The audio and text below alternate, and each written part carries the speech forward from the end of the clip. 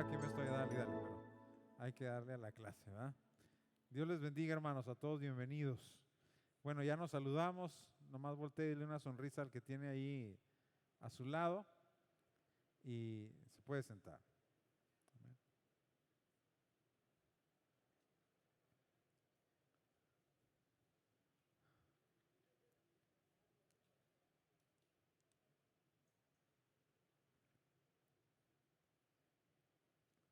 Vamos a continuar con nuestro estudio sobre la teología bíblica de la unción.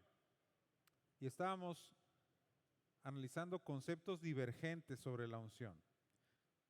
Que la unción no es algo que se puede comprar en un Oxxo, es algo que Dios te da para un propósito. Dios te unge, Dios te capacita, Dios te llama, Dios te consagra para que hagas una obra para Él. Y la responsabilidad nuestra es ejercer esa obra que Dios nos encomendó en el poder de la unción del Espíritu Santo. Y que en el Antiguo Testamento pues hay una teología muy rica que es un antecedente muy iluminador para nosotros acerca de todos los conceptos que tienen que ver con la unción. Ya los vimos casi todos, nos falta solo un capítulo más en ese sentido, el caso especial de la unción sacerdotal, para de ahí pasar al caso especialísimo de la unción del Hijo de Dios. Cristo es el ungido, solo de Él se dice eso. Y después ver la unción en los creyentes, o sea, usted y yo. ¿Ah? ¿Cuántos creyentes hay aquí? Bueno, es la unción en los creyentes. Entonces, pero ahorita estábamos analizando algunos conceptos divergentes sobre la unción. ¿Qué no es unción? Y cómo ahora muchas personas en el mundo evangélico se autoasignan títulos de ungidos, de apóstoles, de personas que tienen una revelación especial que nadie más tiene, o que incluso lo que ellos dicen está al nivel de lo que dice la Sagrada Escritura. Personas que reclaman poseer unción, pero que no tiene nada que ver con la dinámica bíblica de cómo opera la unción. Y luego después vimos un concepto divergente también sobre la unción que se refería a personas que no respetan la unción de otros. Y vimos el caso del rey Usías, la clase pasada, un caso muy interesante, ¿verdad? Porque fue un rey que llevó a Israel a una edad de oro. Y en la unción en la que él operaba, una unción real, donde Dios lo había llamado a ser rey y lo había capacitado con dones que prácticamente no se habían visto en ningún otro rey anterior a él, un ministerio muy integral para gobernar con eficacia, con eficiencia, para llevar a la nación a un nivel de prosperidad como nunca antes había tenido, pero que no respetó la unción de otros, se quiso meter al templo a ejercer la función que le correspondía a un sacerdote, y cómo Dios inmediatamente castiga esa acción de rebelión y de soberbia de ese ungido que no respetó la unción de otros y que quiso entrar en el espacio de otros. Por eso mencionábamos también que la unción también tiene un sentido espacial, o sea, no opera en todos lados. Dios te puso en un lugar, te puso en un propósito, te puso en un tiempo definido, y es allí donde la unción va a manifestarse. Si tú quieres salir de ese propósito de Dios, de hacer lo que tú quieres, ahí la unción no te va a acompañar, no va a ir contigo. Entonces, eso le pasó al rey Usías. Pero ahora vamos a ver otro concepto divergente sobre la unción. Vamos a ver qué dice ahí, los que juegan con la unción, ¿sí? O sea, los que tienen una unción de parte de Dios para cumplir un propósito en el reino del Señor, pero que de alguna manera menosprecian la unción, no le dan a la unción la seriedad que se debe, no asumen esa bendición divina y esas capacidades divinas con la responsabilidad y la solemnidad que se requiere, y que entonces también caen en juicio y que fracasan en su propósito. Y el ejemplo más claro en la Biblia el ejemplo clásico, hay otros, pero el ejemplo clásico, el número uno en el top 10 de los que juegan con la unción es sin duda Sansón, ¿verdad? Incluso Sansón, yo mencionaba alguna ocasión en la Biblia del Diario Vivir, es una Biblia que trae segmentos de análisis de personajes bíblicos y me gusta mucho la reflexión que hace esa Biblia de la vida de Sansón y comienza diciendo, es muy triste, dice, que todos nos recuerden por lo que pudimos haber sido, ¿sí? Porque Sansón tenía una unción muy especial de parte de Dios, donde se esperaban cosas extraordinarias de él. Es decir, a Sansón lo recordamos en la Biblia no por lo que fue necesariamente, sino también por lo que pudo haber sido, ¿sí? Por ejemplo, Sansón fue uno de los pocos hombres de Dios cuyo nacimiento fue anunciado por Dios mismo, hermano. Fue el ángel de Jehová el que anunció el nacimiento de Sansón, es Dios mismo. Sansón fue concebido en una pureza de consagración tremenda, porque es el único personaje que conocemos en la Biblia al que pusieron a su mamá en un régimen de santificación personal estricto. Le dijeron, el niño va a ser nazareo. Un nazareo era una persona que se consagraba 100% a Dios y su consagración consistía en abstenerse de cualquier agente contaminante. Un nazareo no tomaba vino, un nazareo no se cortaba el pelo con metal, un nazareo se abstenía de cualquier cosa que lo contaminara en su relación y en su búsqueda de Dios. Básicamente era una persona que buscaba un alto grado de santidad en un nivel superlativo. Y había nazareos en todo el mundo hebreo y en todas las épocas. Pero este caso de Sansón es muy especial porque se esperaba tanto de él que el Señor le dijo a la mamá, pues mira, como el niño va a ser nazareo y es un niño muy especial, tú desde la concepción también vas a ser nazarea. No vas a tomar vino, no vas a tomar sidra, te vas a abstener de esto, te vas a abstener de aquello. Si hay un funeral no vas a ir porque tú no vas a tocar ningún muerto, no te puedes contaminar, tu niño va a ser un niño santo y necesitamos que desde la mamá el niño venga con su certificación de nazareato, ¿verdad? Sí, en el acta de nacimiento de Sansón decía nazareo, ¿verdad? Ya nació nazareo, ¿sí? Entonces ya nació santo, por así decirlo. Pero el caso de Sansón es muy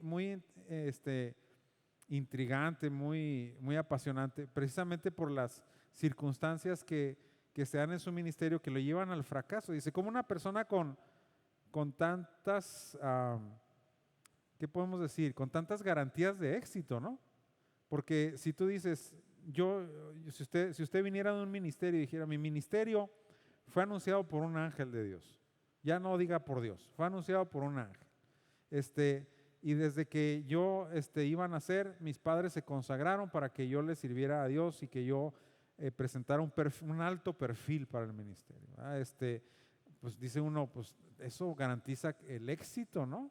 Al 100%, pero Sansón presentó una actitud personal hacia la unción que había recibido de parte de Dios que lo llevó al fracaso, y es jugar con la unción, ¿sí? Entonces dice ahí, nunca aprendió Sansón la lección de lo importante que es que cuidar la unción, ¿sí? Habíamos hablado, por ejemplo, en la parábola de las 10 vírgenes, el problema que tuvieron esas vírgenes, ¿verdad? Que todas ellas habían sido invitadas a la boda, todas estaban esperando al novio, todas oyeron la voz del novio cuando llegó, todas se levantaron a recibirlo, pero 5 no cuidaron su relación espiritual y no tenían aceite en sus lámparas, ¿verdad? ¿Y qué dice el Señor? Estén ceñidos vuestros lomos y vuestras lámparas, ¿qué? Encendidas siempre, ¿verdad? ¿Y qué dice la Escritura en el Nuevo Testamento? No apaguéis al Espíritu, ¿sí? No contristéis al Espíritu. Entonces, dice que Sansón nunca entendió esa lección de que la unción se tenía que, ¿qué? que cuidar. Es algo que tenemos que aprender nosotros, porque también yo mencioné un concepto divergente sobre la unción, en donde se manejaba un tipo de dinámica o de pensamiento o de paradigma en muchas personas que decían que había personas que tenían una unción divina que operaba en sanidad, en milagros, en profecía, lo que ustedes quieran, y que esas personas, independientemente del estilo de vida que estuvieran viviendo, la unción de todos modos los respaldaba. Y decían, usan un texto mal aplicado en la Escritura que dice, es que irrevocables son los dones y los otorgamientos que Dios da. Y ese pasaje pues está mal aplicado exegéticamente, no habla de la unción, habla de la nación de Israel y habla de un llamamiento a esa nación en particular. Entonces no tiene que ver con que una persona pueda vivir como quiera y de todos modos va a poder hacer la obra de Dios, eso no se puede. Dice Pablo que los instrumentos que Dios usa deben de ser santos. Incluso dice la Escritura, si alguno se limpia de estas cosas, será un instrumento útil para Dios. Pero tiene que haber un cuidado de la vida personal, un cuidado de la unción que Dios da. Y Sansón, dice ahí la lección, nunca aprendió eso. ¿Sí? Nunca aprendió eso. Jamás valoró, dice, debidamente el llamamiento de Dios, ¿sí? Y el honor del liderazgo que se le brindó como juez del pueblo escogido. Cuando Jacob bendice a sus hijos a la hora de morir, dice acerca de la tribu de Dan, dice, Dan juzgará a su pueblo, como diciendo que iba a haber un momento en la historia de Israel donde un descendiente de ese hijo de Jacob, de Dan, iba a juzgar a la nación. Y ese momento se dio con Sansón. Sansón era un danita. O sea que él era el depositario de esa profecía prácticamente, de un privilegio muy grande. Ahí se cumplió, no sé si en parte o completamente, lo que dijo Jacob. Entonces tenía un privilegio enorme. Dice, las pasiones, ¿qué pasó aquí con Sansón? Dice, las pasiones pudieron más que las convicciones, ¿sí? Los placeres no tuvieron restricción para el hombre más fuerte del mundo. O sea, era el hombre más fuerte y lo vencieron sus propias pasiones, ¿sí? Sus propias concupiscencias, ¿verdad? Usted ha escuchado mucho ese término en teología, en la Escritura se lee mucho el concepto, que es una concupiscencia. Una concupiscencia es un deseo no controlado, es un deseo fuera de control, ¿verdad? De repente yo quiero comer de más, pero me controlo. Pero hay personas que no pueden controlarse y le dan rienda suelta a su apetito. Y entonces eso es una concupiscencia, ¿sí? El ser tentado sexualmente, también, ¿verdad? Representa algo que es natural a cualquier persona que tiene impulsos físicos, pero que están controlados, están dominados, están en un marco donde pueden ser manejados legítimamente. Pero cuando ya no tengo control sobre eso, entonces me vuelvo un degenerado, ¿verdad? Porque no puedo controlar mis propias pasiones y mis propios deseos. Sansón era el hombre más fuerte del mundo, pero no podía con él, ¿sí? Podía con todos, menos con él, ¿sí? Entonces, por eso es muy importante que primero somos nosotros los que tenemos que ver eso. Dice, cada vez que venían los caprichos, se los concedía con liberalidad. Y al final terminó en gran ruina por no justipreciar, o sea, por no apreciar justamente la grandeza de la bendición del Creador sobre su vida. Si se fijan aquí, la unción tiene que ver con apreciar el valor de lo que tienes en tus manos, ¿sí? El gran valor de lo que has recibido de parte de Dios y del honor que Dios te da para ser ungido por Él, para servirle en su reino, en algún área en particular. Y Sansón nunca apreció eso, a pesar del gran privilegio que tenía. Dice que el nazareato ordenado del cielo y la ley mosaica, por ejemplo, cuando un nazareo que se quería consagrar, Dice, prohibían tocar el cuerpo de un animal muerto. Ahí en Jueces capítulo 13, versos 5 al 7, dice, pues he aquí que concebirás y darás a luz un hijo, y navaja no pasará sobre su cabeza, porque el niño será nazareo a Dios desde su nacimiento, y él comenzará a salvar a Israel de mano de los filisteos. Esto es algo bien importante que vimos cuando estábamos estudiando cómo opera la unción de Dios, y que mencionamos que la unción de Dios opera en base a su propósito. Si estás en el propósito de Dios, allí se va a manifestar la unción. Entonces Sansón, cuando combatía a filisteos, ahí se manifestaba la unción inmediatamente. Cuando tenía que ver con descontarse filisteos, ahí llegaba la unción, porque ese era el propósito.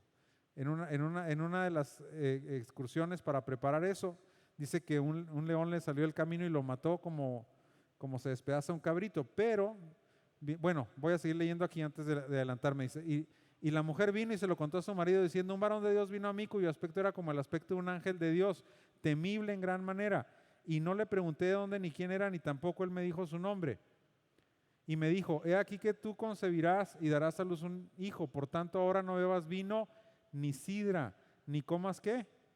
Cosa inmunda, porque este niño será nazareo a Dios desde su nacimiento hasta el día de su muerte. ¿Sí? Ok, muy bien.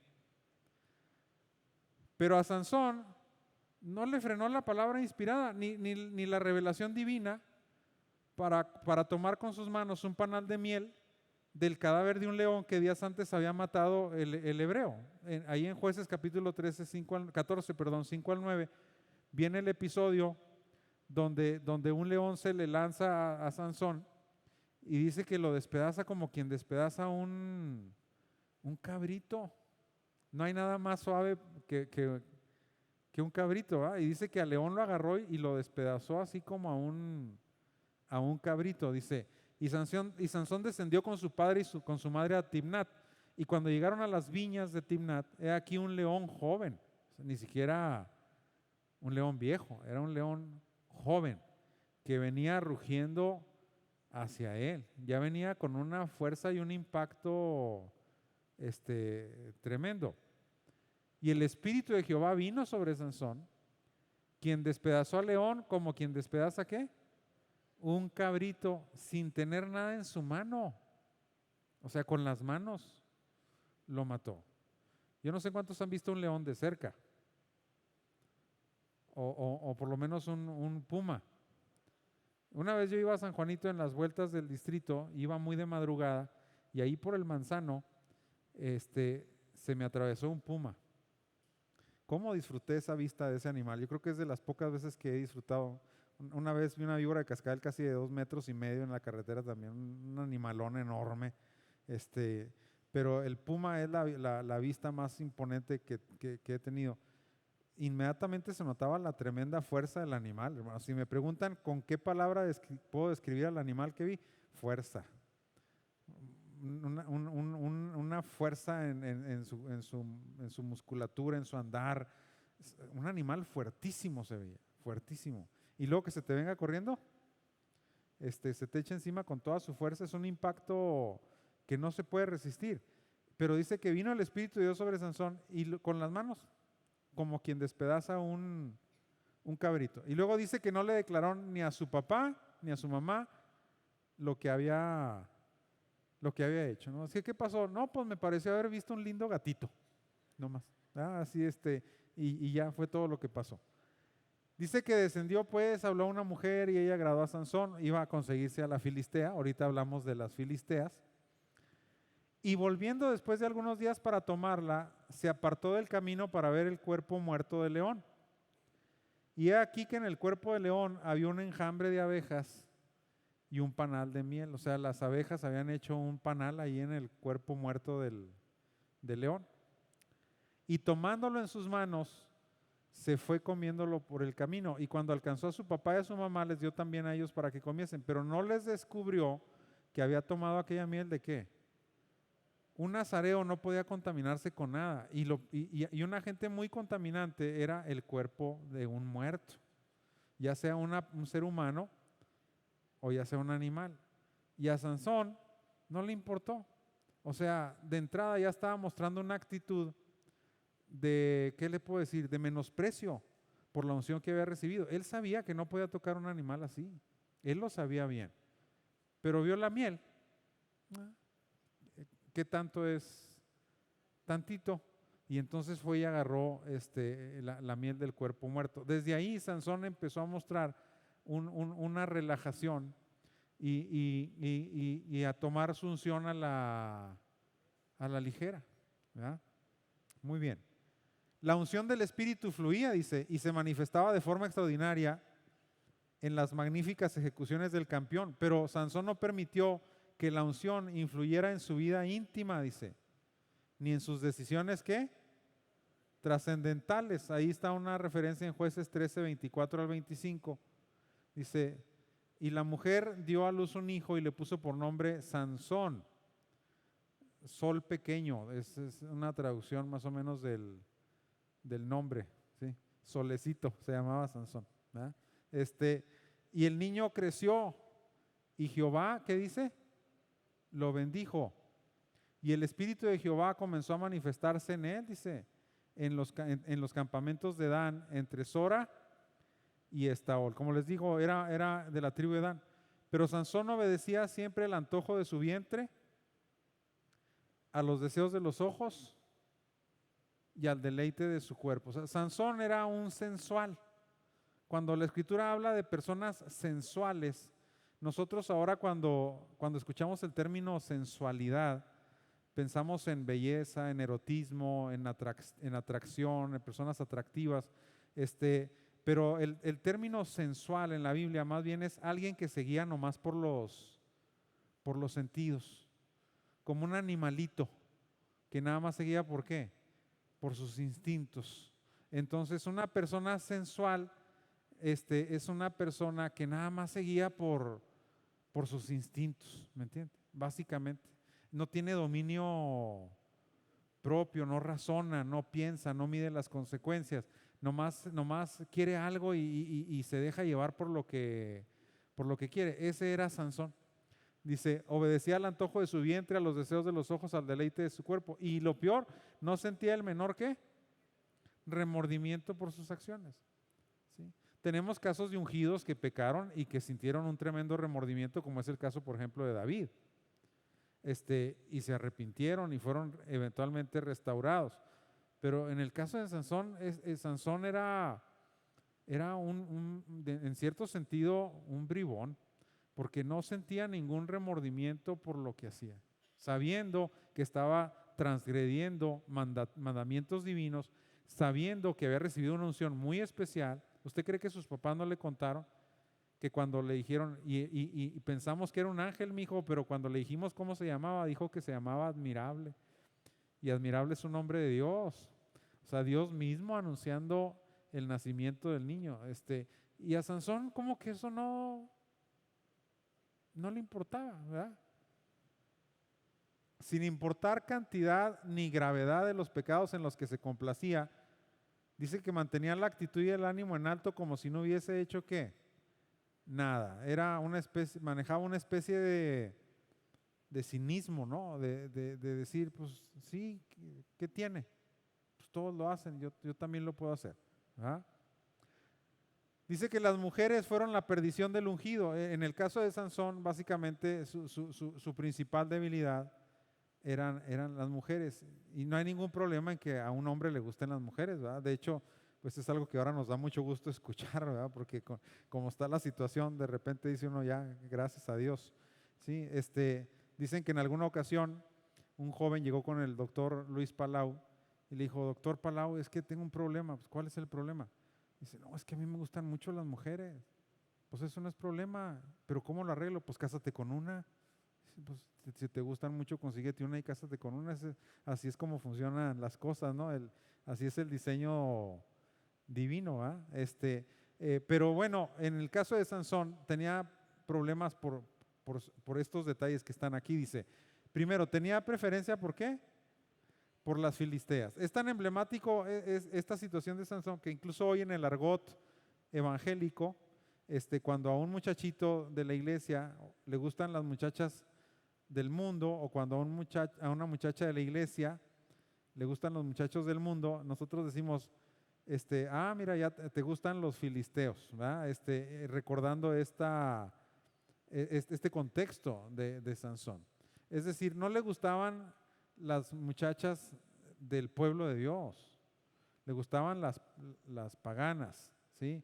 Y no le gustaban por santas, ¿sí? Porque eran mujeres muy liberales y que no tenían ninguna restricción moral, y eso le atraía a Sansón, porque pues él estaba igual, como quien dice, nada más se juntaron Pancho con su Rosita, ¿verdad? Entonces, dice, tenía preferencia por las filisteas, le provocaban las damas que vivían al estilo libre y desenfrenado de las devociones de los impíos enemigos de Dios. Ahí en Jueces 14, 1 al 3, dice, descendió Sansón a Timnat. Timnat era una villa de los filisteos, y vio en Timnat a una mujer de las hijas de los filisteos.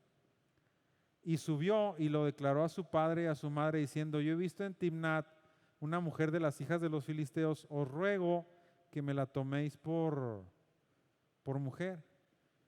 Y su padre y su madre le dijeron, pues que no hay mujer entre las hijas de tus hermanos, ni en todo nuestro pueblo, para que vayas tú a tomar mujer de los filisteos incircuncisos. Y Sansón respondió, también se me hace que al ser hijo único, también tenía ese comportamiento de veces típico de algunos hijos únicos que están acostumbrados a salirse con la suya y que les den todo lo que quieren. No sé cuántos hijos únicos hay aquí, pero ahorita vamos a orar por ellos. Pero dice, como tipo berrinche, ¿no? Tómame esta mujer porque me gusta. Dice, tómame esta mujer porque me agrada. Entonces, así aferrándose, porque el consejo de sus padres fue muy sabio. Le dijo, hijo, pues tú estás destinado a la grandeza, vas a ser juez de Israel, vas a ser un personaje destacadísimo en tu nación. Tú puedes escogerte a la muchacha que quieras. Pues aquí en Israel está lleno de muchachas que pueden satisfacer cualquier requisito para una buena esposa, el que le pongas. ¿Para qué andas buscando allá lo que puedes encontrar aquí? Entonces, pero ahí está el aferrado, el hombre que se deja controlar por sus pasiones, ¿verdad? Yo quiero esto y, como decimos en México, ¿qué? ¿Me he de comer esa tuna? Eso sí se saben, ¿verdad? Pero si les pregunto Primera de Tesalonicenses 2:10, nadie sabe, ¿verdad? Muy bien. Igual, dice, también tenía relaciones con una ramera, pudiéndose dar el lujo de elegir entre las más hermosas doncellas de Israel. Dice uno, pues ¿cuál es el caso con este hombre de andar en ese tipo de dinámicas y de prácticas, cuando primero es un nazareo y cuando segundo puede escoger a mis Judá, a mis Simeón, a mis Manasés, a mis Benjamín, a la que quiera, se puede conseguir? Pues no entiendes. Jueces 16:1 dice, fue Sansón a Gaza y vio ahí ¿qué? La vio otra vez, nomás la vio, ¿y qué dice? No se pudo controlar. Se fija que era un hombre que no tenía autocontrol, que no tenía dominio propio. Y la Escritura dice que a nosotros el espíritu que nos fue dado fue un espíritu de poder, de amor y de ¿qué? Y de dominio propio. ¿Sí? Muy bien. No, pero Sansón, hagan de cuenta que nada, solo le atraían las extranjeras y menospreciaba a las paisanas. ¿Sí? Era su atracción. La bella Dalila, dice, fue el instrumento de los que le tendieron una trampa fatal a través de las mujeres, ¿verdad? A través de las mujeres. Le pusieron una red y cayó en ella. Dice, una y otra vez escapó de los que lo acechaban para matarlo, hasta que la manipulación de su amante dio en el clavo y atinó a descubrir el secreto de la fuerza descomunal del hebreo. ¿Sí?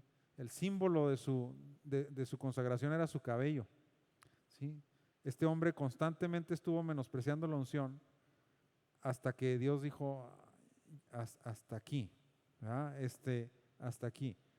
Se quedó dormido en las piernas de la traidora que por plata lo había vendido a los adversarios.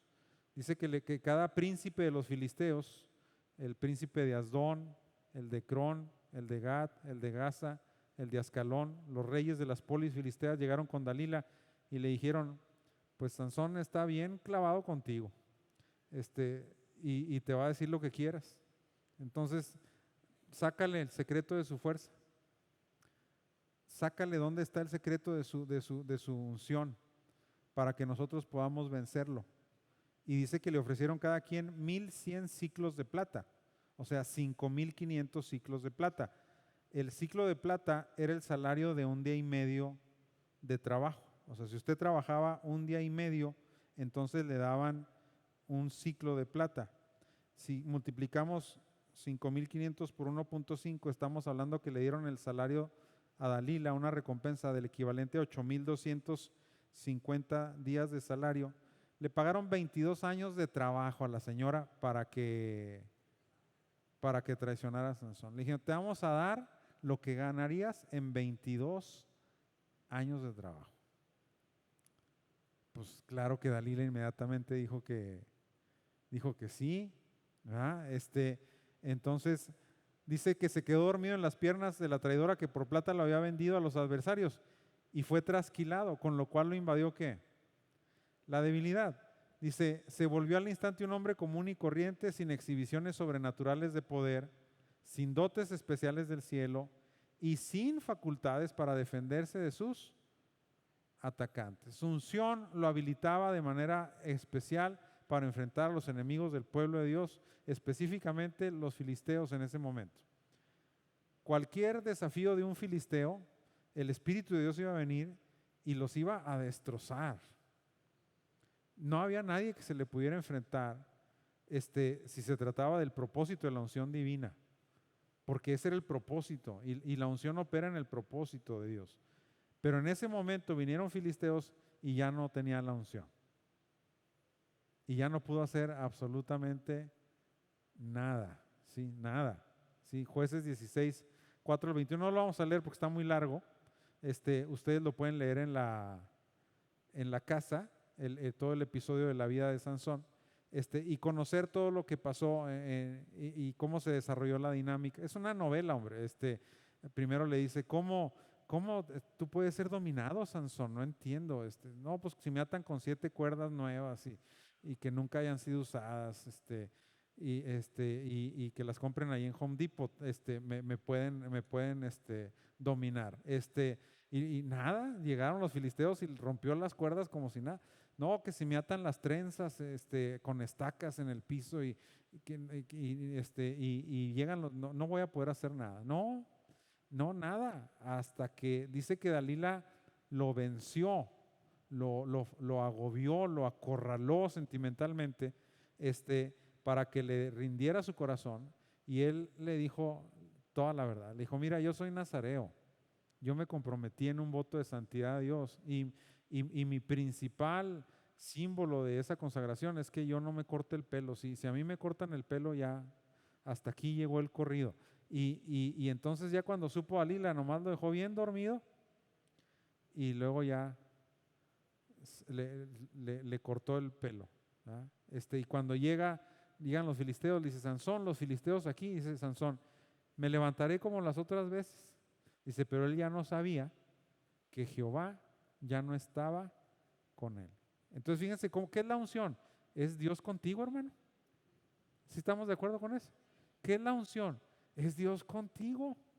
Es Dios respaldando lo que tú haces. Por eso dice la Biblia que David, a donde se volvía, salía victorioso, porque Dios estaba con él.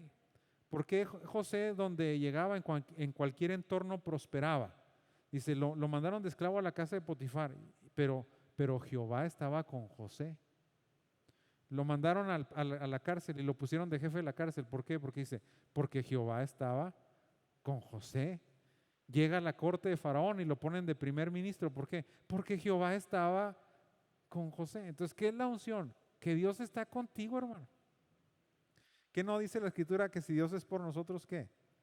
Pues ¿quién contra nosotros? Entonces, en ese sentido, la unción de Dios estaba con Sansón y por eso dice, me voy a levantar como las otras veces, dice, pero no sabía que Dios ya no estaba con él.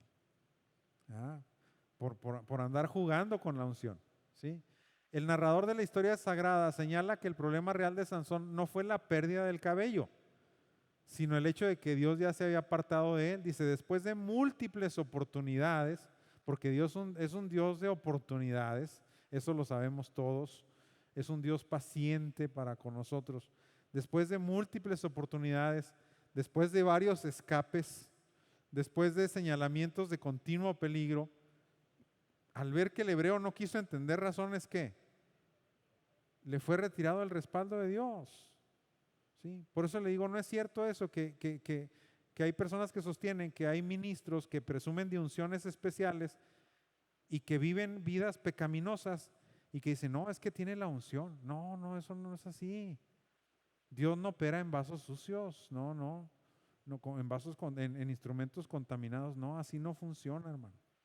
¿Sí? Sansón tuvo muchas oportunidades de parte de Dios para enmendarse, para corregirse, pero también tenemos que aprender que la paciencia de Dios siempre tiene que un límite, como con Israel. Dicen que Sansón es un juez tan intrigante porque Sansón se parece mucho a la nación de Israel.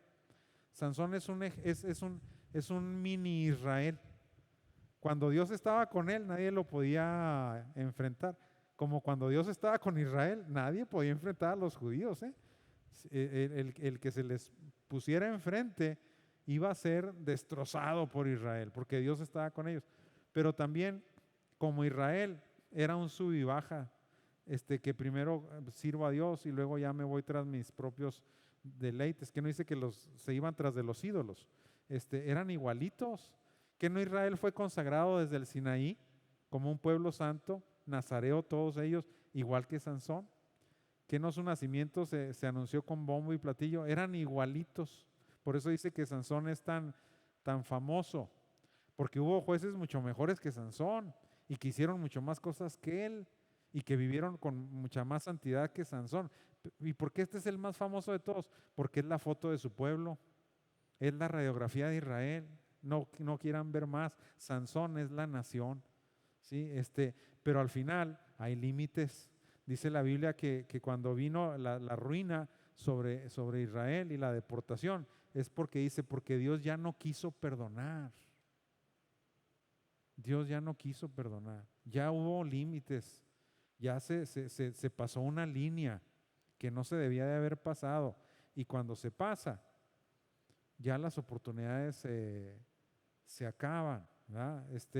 Dice que otro profano en ese sentido era Esaú, que jugó con su primogenitura y dice que después ya no la pudo heredar, aunque la procuró con lágrimas. Dice, ya no hubo oportunidad, ya no hubo una nueva oportunidad para arrepentirse.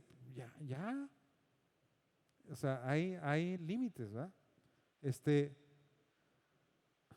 Le fue retirado el respaldo de Dios. Muy bien. La ruina siguió a la gloria. La vergüenza sucedió al honor. Y la fatalidad dejó de lado la exuberancia de la gracia que antes disfrutaba el ungido de Dios. O sea, después de disfrutar la unción, después de hacer cosas que ningún ser humano había hecho antes. Yo les expliqué que yo tengo mi teoría de que Sansón vivió más o menos por ahí del 1200, 1300 antes de Cristo y que los griegos tomaron de Sansón sus historias para hacer la propia de Hércules,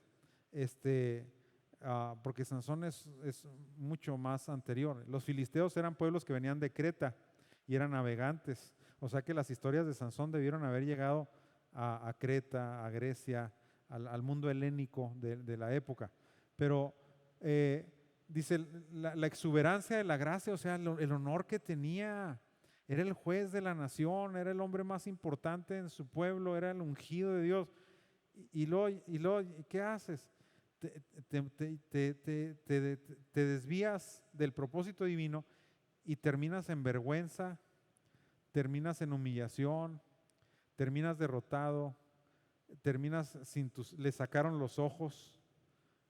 Fíjense qué interesante el juicio de Dios, ¿verdad? ¿Cuáles eran los problemas de Sansón que dijimos? Vio un panal, vio una filistea, vio una ramera. ¿Sí se fijaron en toda la dinámica de Sansón que nomás eran cosas que qué? Que veía, nomás se dejaba llevar por lo que veía. ¿Y qué fue lo primero que le quitaron? Ese fue un juicio de Dios, ¿eh? Ese no fue de los filisteos, ese fue de Dios, ¿sí? Ese fue de Dios. Le quitó la fuente de sus males, ¿sí? Por eso dice Cristo un día, si tu ojo derecho te es ocasión de caer, mejor sácalo y échalo de ti. O sea, en el sentido de decir, hay cosas que deben de ser puestas bajo control. No se podía dominar con lo que veía y luego lo se dejaba llevar por sus pasiones, ¿sí? Muy instintivo, ¿no? Sansón, le sacaron los ojos y lo sometieron a trabajos forzados. Fíjense, el Sansón ha de haber crecido como un niño muy privilegiado, porque primero provenía de un matrimonio que no podía concebir. O sea que para sus padres él debió haber sido ¿qué? Un tesoro. El nombre, hermanos, pequeño sol, o sea, les amaneció el sol a los papás con ese niño. O sea, les brilló la luz del sol con esa promesa. Y luego, sabiendo que era nazareo, ¿cómo lo han de haber cuidado? ¿Me entiende? ¿Cómo le han puro Gerber de higo, así de allá de Palestina, así de lo mejor, y alimentarlo con la ropita, ¿verdad? La mejor, o sea, les aseguro que creció como un niño muy, muy, muy privilegiado, muy cuidado, muy protegido. ¿Y cómo termina? En un molino sucio, como un buey, porque ese era el trabajo de un animal, de un buey, moliendo en trabajos forzados. Qué triste, ¿no? Un hombre de su nobleza, que había llegado a las alturas de los privilegios a donde él había llegado, terminar de esa forma tan vil y tan vergonzosa. ¿Por qué? Porque jugaste con la unción, porque no la cuidaste, porque no me diste el privilegio que había recibido de parte de Dios para servirle y para hacer su obra, y no respondiste con congruencia a las bendiciones que te fueron dadas, ¿sí? Jueces 16:21, ahí dice, mas los filisteos le echaron mano y le sacaron los ojos, lo llevaron a Gaza y le ataron con cadenas para que moliese en la cárcel. Ahí andaba moliendo, y le aseguro que si se detenía tantito, le daban unos latigazos para que siguiera avanzando. La misericordia divina, dice, le brindó una última. Bueno, ¿cómo es Dios misericordioso de veras, De veras que cómo es Dios misericordioso. Y aún en situaciones así, Dios cumple sus propósitos, Nosotros no detenemos el propósito de Dios. Dios es Dios. Y con nuestra obediencia o con nuestra desobediencia, Dios logra sus propósitos. Pero al final los beneficiados o los perjudicados somos quienes, nosotros. Dice que Dios le da una última oportunidad a Sansón que tuvo de vengarse de quienes lo humillaron. En la celebración de una fiesta nacional al dios principal de los filisteos, en un auditorio lleno de personas que se daban un gran banquete, miles de personas, alguien pidió que se trajera al otrora fortachón hebreo para divertirse, como que ya estaban todos borrachos, en una orgía desenfrenada, ya no saben ni qué hacer para entretenerse, y dijeron, tráiganos a Sansón, vamos a divertirnos con Sansón, vamos a humillarlo, vamos a escarnecerlo aquí, vamos a que se burlen de él, que le hagan cosas. Y dice que lo trajeron. Muy bien. Esperaban un espectáculo que los entretuviera y que honrara a su dios Dagón, porque estaban en el templo. Dice que la orgía está en el momento del clímax, cuando el esclavo ciego pidió a su guía que lo colocara en el centro donde estaban las columnas sobre las cuales descansaba el edificio. Yo una vez les mostré, cuando vimos las evidencias arqueológicas de la Biblia, no sé quién se acuerda, les mostré una foto de unas ruinas de un templo filisteo. Y los templos filisteos, su estructura principal se sostenía sobre dos columnas contiguas. Ahí se ve en la foto que les enseñé las bases de las columnas y se ve que un hombre se puede meter en medio fácil y apoyarse. Entonces, si esas columnas se caen, se cae todo el edificio. Entonces, dice que una vez que con sus brazos tocó los pilares, levantó un clamor desde lo profundo de su alma al Todopoderoso e imploró que se le concediera destruir a sus angustiadores. Una última oportunidad. Lo que no se han dado cuenta los filisteos, ¿qué creen? Era que ya le había crecido el pelo y ya no andaba viendo cosas, ¿verdad? Pues ya ahora, pues ya no andaba viendo nada. Dice, el cronista apunta el dato de que el cabello de Sansón había crecido y del cielo le vinieron de nuevo las fuerzas descomunales y logró la hazaña que no había logrado en toda su vida. En toda su vida. Fíjense lo que Dios hace en un momento de unción. Lo que no puedes hacer en toda tu vida, en un ratito, en donde el Espíritu Santo te usa, Dios hace algo extraordinario. Dice que le dio la fuerza. Una cosa es una fuerza para matar a un león, pero otra cosa es una fuerza para derrumbar un edificio, ¿no? Es muy diferente fuerza. Dice que empujó con una fuerza tremenda las columnas y las derribó. Y todo el templo cayó sobre los filisteos. Dice, se conmovieron derribó las bases y con ellas se conmovieron las estructuras de la arena en que se encontraban los impíos. 3,000 filisteos mató. Y no cualquiera, no mató a hijos de vecino. En el templo estaban nobles, dignatarios, gobernantes. Estaba gente muy importante en esa fiesta ahí. O sea que fue un golpe demoledor a la estructura de poder filistea. Y se cumplió lo que Dios dijo, que Sansón iba a comenzar a librar a Israel de mano de los filisteos. De alguna manera eso representó un golpe para la fortaleza de la estructura de dominio de los filisteos sobre los israelitas. ¿Sí? Dice, 3,000 filisteos perecieron en la hazaña final del ungido, quien recibió una muestra definitiva de la benignidad del Creador. Jueces 16, 22 al 31 lo narra, dice, y el cabello de su cabeza comenzó a crecer después de que fue rapado. Y entonces los principales de los filisteos, ¿quiénes se juntaron en el templo? Los principales. Se juntaron para ofrecer sacrificio a Dagón, el dios pez al que ellos adoraban, y para alegrarse. Esto es para dechongarse, entiendas mi transcripción al mexicano del hebreo. ¿Sí? Y dijeron, nuestro Dios entregó en nuestras manos a Sansón, nuestro enemigo. Yo creo que también con eso le prendieron un cerillo al Señor, porque nuestro Dios nos lo entregó. No que nuestro Dios nomás le quitó el apoyo. ¿Sí? Y viéndolo el pueblo alabaron a su Dios, diciendo, nuestro Dios entregó en nuestras manos a nuestro enemigo y al destruidor de nuestra tierra, el cual había dado muerte a muchos de nosotros. Y aconteció que cuando sintieron alegría en su corazón, dijeron, llamad a Sansón, o sea, ya borrachos, para que nos divierta. Y llamaron a Sansón de la cárcel y sirvió de juguete delante de ellos. O sea, primero lo escarnecieron. Como que cuando ya se burlaron de él y hicieron lo que quisieron con él, lo mandaron ahí. No lo pusieron ahí, como que primero jugaron con él y luego ya lo arrinconaron ahí. Y ellos lo pusieron entre las columnas. Entonces Sansón dijo al joven que le guiaba la mano, acércame y hazme palpar las columnas sobre las que descansa la casa para que me apoye en ellas. Y la casa estaba llena de hombres y mujeres. Todos los principales de los filisteos estaban allí. ¿Sí? Era muy riesgoso estratégicamente. Por ejemplo, hay un foro que se celebra cada año, un foro económico mundial en Davos, en Suiza. ¿Cuántos han oído hablar de ese foro? El foro económico de Davos, en Suiza. Y ahí se reúnen todos los gobernantes del mundo, todos.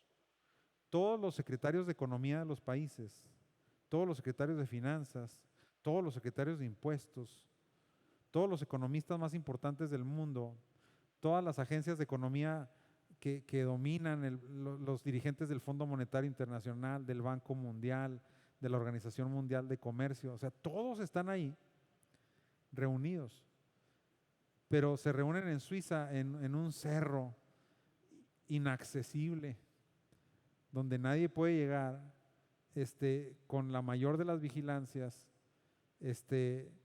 porque imagínense el riesgo de tener a todos los líderes juntos ahí.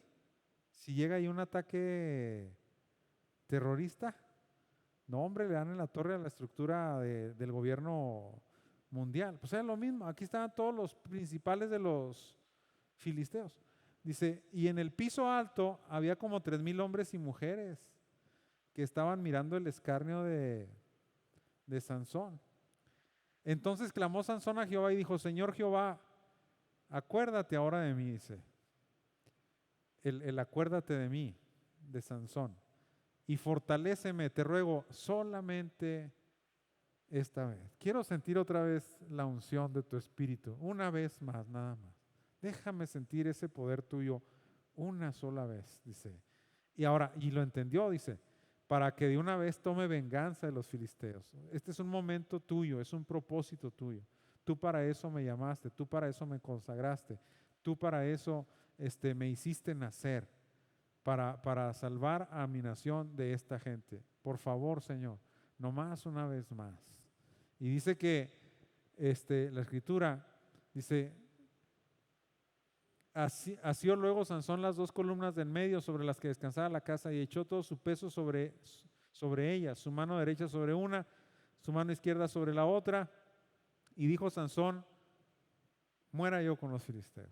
¿Sí? Ya yo entendí que, hasta ahí entendió, fíjese, yo entendí que menosprecié esto y que aquí acaba mi carrera, nomás quiero acabarla con el sentido de que cumplí el propósito divino para el que el Señor me llamó. Y cayó la casa sobre los principales y sobre todo el pueblo que estaba en ella. Y los que mató al morir fueron muchos más que los que había matado durante su vida. Una vez agarró la quijada de un asno y mató a 1,000 hombres armados, hermano. La unción de Dios, pesada, nunca se había visto, yo creo que nunca se ha visto una unción de ese tipo, que te reviste de fortaleza física, de fuerza extraordinaria. En Sansón así operó, un Superman, ¿verdad?, del Antiguo Testamento, y con una quijada de un asno, fresca todavía, mató 1,000 soldados.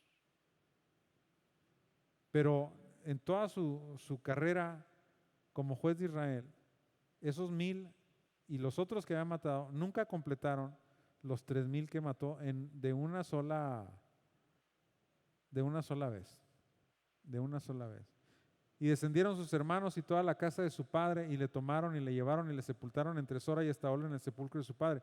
Fíjense la paciencia de Dios con Sansón. Había juzgado a Israel 20 años. Dios le había tenido mucha paciencia. Pero al final Dios le dijo, ya no. Ya estuvo, ¿verdad?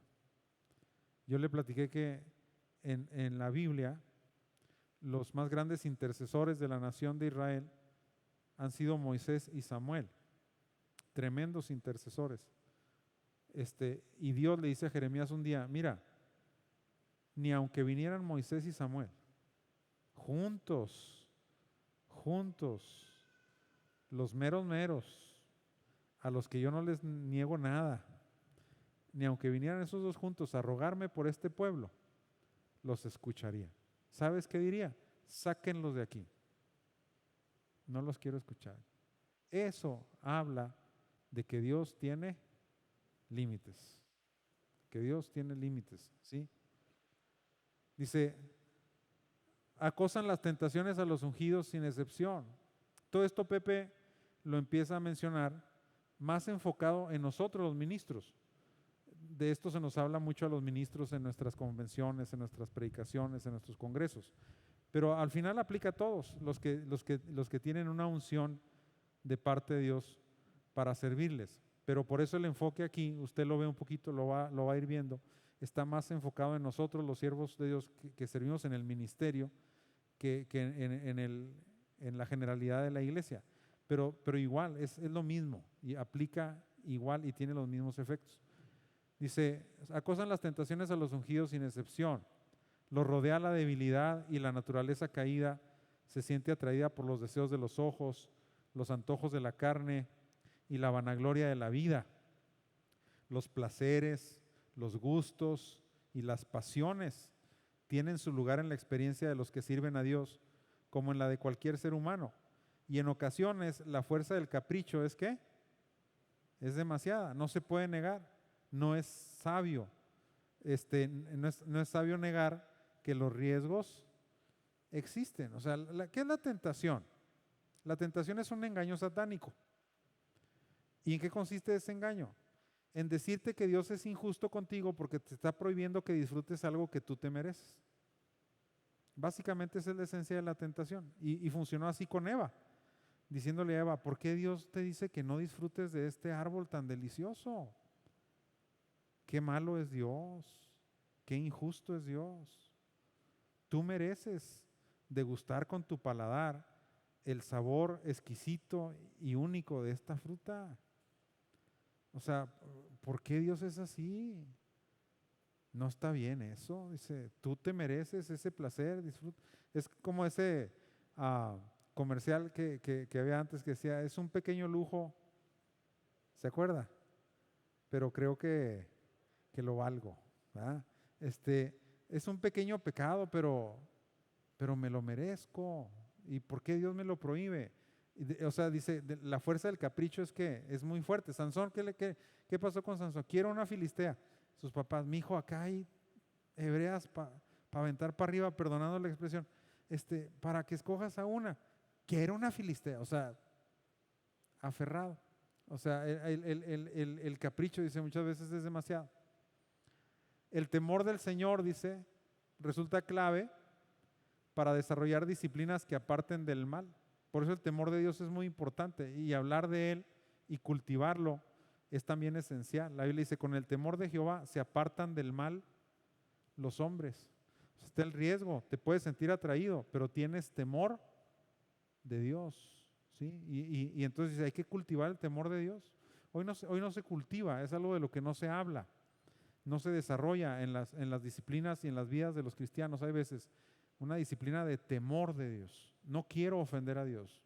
Yo entiendo las consecuencias de ir en contra de su voluntad y de no cuidar lo que Dios me ha dado a mí, de desobedecerlo. Ese es el temor de Dios, es miedo, es un miedo reverente de no meterte en problemas con Dios. Pues si Dios me está dando todo, ¿para qué me meto en broncas con Él? Por una tontería, ¿no? A eso se refiere esto, ¿verdad? Dice, el amor por Cristo también, el que ames mucho al Señor, es necesario para que ninguna persona llegue a ganar poder e influencia sobre el corazón, porque finalmente la tentación, ¿qué conquista? ¿La mente? No, ¿conquista qué? El corazón, ¿sí? Entonces, pero si el amor por Cristo está anidado en el corazón más que ninguna otra cosa, pues entonces no va a poder nada más que el amor por Cristo. Si no quiero ofender al Señor, no, es el Señor, Él me salvó, Él me perdonó, Él me ama, Él me da todas las cosas. ¿Cómo crees que lo voy a ofender?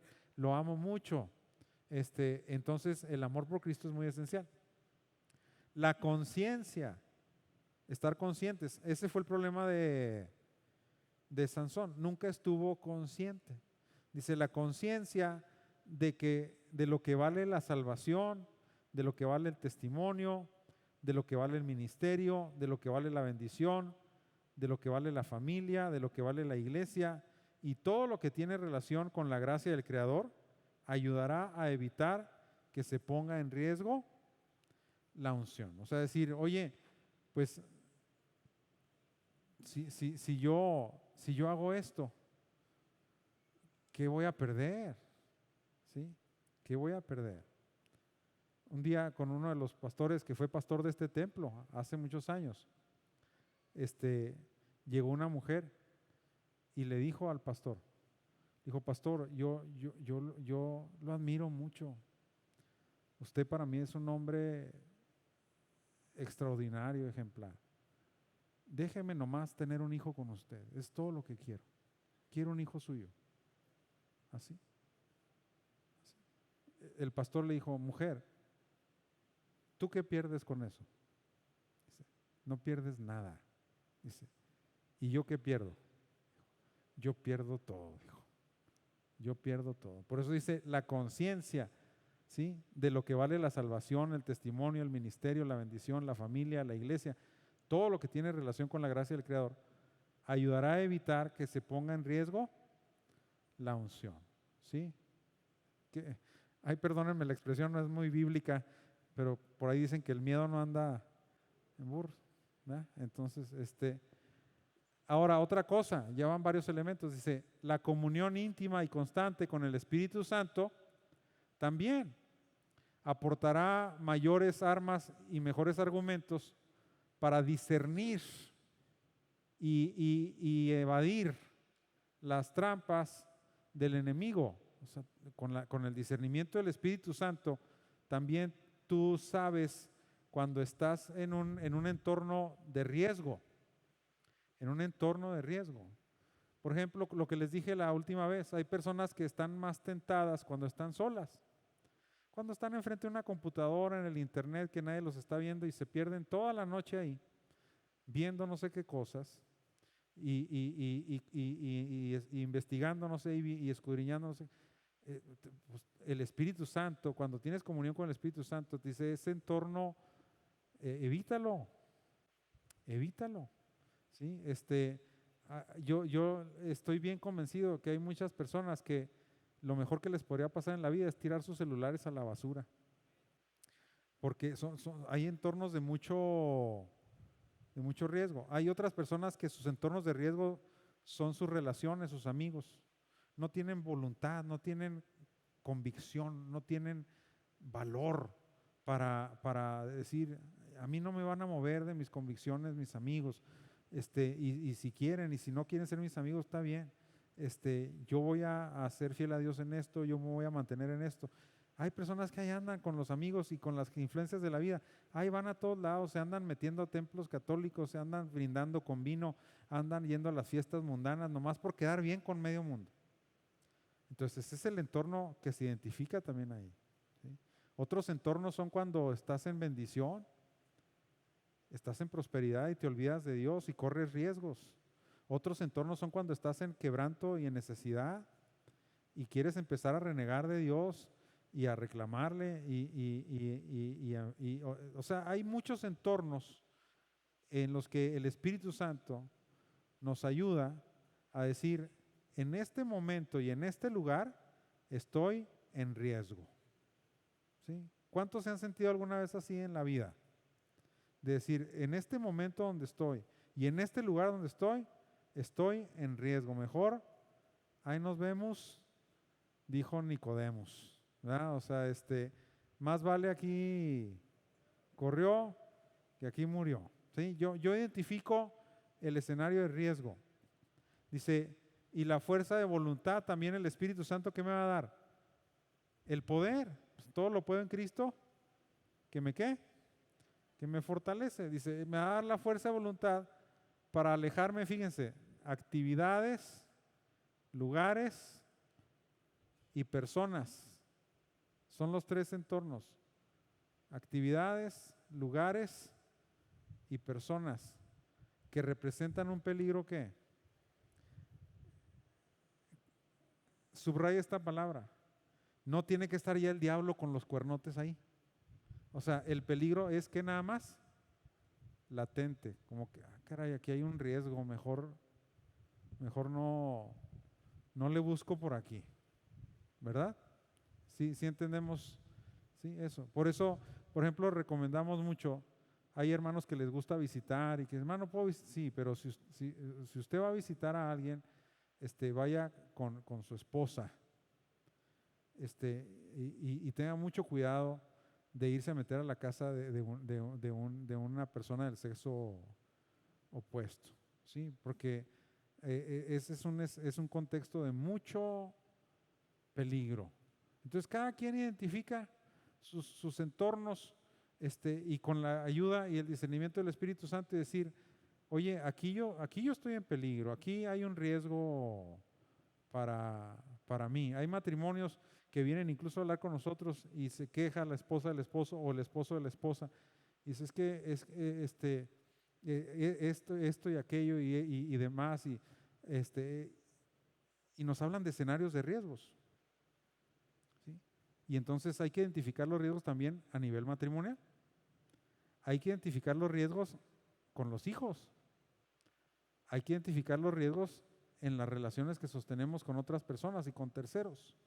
Hay que identificar los riesgos en los lugares en donde podemos sentirnos en riesgo. Fíjense, yo una vez vino aquí, lo voy a mencionar como un ejemplo nada más, porque todavía está el debate de si es algo bueno o si es algo malo, y de ninguna manera tengo una opinión negativa yo, porque incluso tuvimos como invitado aquí al hermano Nacho Galindo. El hermano es un hermano que es de mucha bendición para el pueblo cristiano, con sus cantos, con sus ministraciones. Es un hermano con un ministerio probado, bendecido y ungido. Pero todos saben que el hermano antes cantaba en un grupo secular muy famoso, el Conjunto Primavera. Entonces, esa vez el hermano vino y estaba el templo lleno, pues escuchando al cantante, ¿verdad? Pero yo me salí porque vi un gansito, así como Sansón, ¿no? Vi un gansito, y no se crean, me salí al puestecito, no me acuerdo ni a qué, pero y me encontré a un hermano que estaba ahí afuera y que alcancé a ver durante la alabanza que se salió. Y entonces dije, hermano, ¿por qué se salió? Dijo, hermano, perdóneme, dijo, no quiero ser irrespetuoso, pero me salí porque yo antes en las cantinas, cuando estaba emborrachándome, oía a ese hombre, dijo, y realmente aunque él ya está convertido y le canta al Señor, escucharlo me recuerda, dice, es esa vida, y me siento incluso hasta tentado. Entonces, fíjense cómo esa persona, incluso en un entorno aparentemente inofensivo, él vio un riesgo para él. Y dijo, no, pues yo mejor me salgo, porque esto representa un recordatorio de una vida a la que ya no quiero volver, a la que ya no quiero regresar. Entonces, en ese sentido, dice ahí, hay que checar riesgos para mi vida, ¿verdad? Muy bien. Bueno, ya es el caso de la unción sacerdotal. Esto yo creo que lo vamos a ver en la siguiente lección, porque ya es un capítulo muy interesante que nos habla de lo especial que era la unción en el sacerdote, el que ministraba directamente en el altar de Dios, ¿sí? El siervo de Dios que estaba en el altar y que representaba a Dios delante del pueblo y que representaba al pueblo delante de Dios. Era un ministerio único. Por eso Dios no perdonó a Uzías cuando se le quiso poner al brinco al sacerdote, ¿verdad? Porque la unción sacerdotal es una unción muy especial, ¿sí? No tiene que ver nada con la unción real, y a pesar de la gran dignidad de lo que es la unción profética, la unción sacerdotal era especialísima. Entonces, la vamos a analizar, la vamos a escudriñar el próximo domingo. ¿Está bien? Para no dejarla así apenas iniciada y que perdamos el hilo de las ideas. Pero sí entendimos que la unción se debe de valorar, ¿verdad? Es lo primero. Yo debo de valorar lo que he recibido del Señor, debo de cuidar esa unción, ¿sí? La unción se debe de cuidar, se debe de proteger, ¿sí? Debo estar alerta ante cualquier cosa que me quiera perjudicar en jugar y menospreciar la unción que he recibido de parte de Dios. Y porque al final ya vamos entendiendo, yo creo, que todos en ese sentido, con el Espíritu de Dios morando en nosotros, somos ungidos, ¿sí? Y y somos llamados a ejercer un trabajo para Dios, ¿verdad? En una esfera, en un tiempo, en un propósito, y no jugar con eso, no jugar con eso, porque si no, nos pasa lo que Usías, nos pasa lo que a Adonías, nos pasa lo que a Absalón, nos pasa lo que a Sansón. O sea, hay muchos ejemplos en la Biblia de personas que a pesar de haber tenido unción, fracasaron, por no entender el gran valor de eso, ¿sí? Dudas, preguntas, quejas, resentimientos, hable ahora o calle para siempre. Bueno, vamos a inclinar nuestro rostro y vamos a orar. Padre, te bendecimos y te damos gracias por la lección. Gracias por enseñarnos estos conceptos en tu palabra. Ayúdanos a valorar la unción que tenemos del Santo, como dice el apóstol, que hemos recibido por gracia, el Espíritu que mora en nosotros, que nos dirige, que nos conforme a tu imagen, que nos lleva a toda verdad y a toda justicia, que nos capacita para el ministerio. Ayúdanos a no menospreciar esa unción que poseemos, a usarla, a ejercerla en el poder del Espíritu Santo. Gracias, Señor, en el nombre de Jesús. Amén.